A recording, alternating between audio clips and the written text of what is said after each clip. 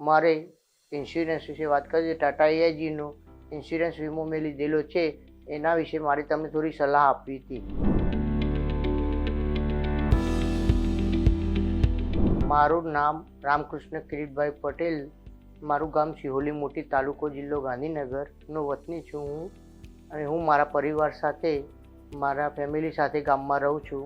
હું તમને ટાટા એઆઈજીનો અનુભવ શેર કરવા માગું છું. હું મારા ઘરનો મુખ્ય વ્યક્તિ છું અને આખા ઘરની જવાબદારી મારા ઉપર છે.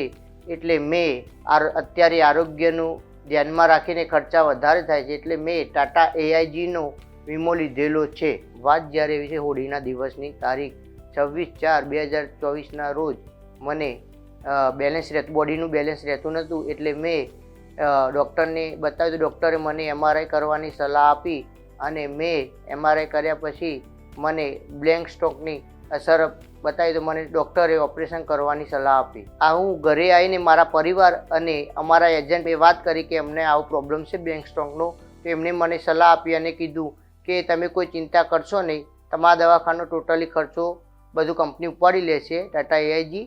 અને અમે રહ્યા અત્યારે આરોગ્યમાં ખર્ચો વધારે થાય એટલા માટે અમે જોડે એટલા બેલેન્સ પૈસા હોય નહીં, તો એમને ટાટા એઆઈજી થ્રુ કેશલેસથી શરૂઆતથી લઈ એન્ડ સુધી ટોટલી ખર્ચો કંપનીએ મને આપી દીધો. એક પણ રૂપિયો અમે ઘરેથી કાઢ્યો નથી. દરેક માણસને સલાહ આપવા માગું છું કે આરોગ્ય વીમો લેવો જરૂરી છે. અને મેં ટાટા એઆઈજીનો વીમો લીધો હતો, એમાં મને કોઈ પણ જાતની તકલીફ પડી નથી અને મારો વીમો પાસ થઈ ગયો છે. મેં ટાટા એઆઈજીનો વીમો લેવા સૌની ભલામણ કરું છું.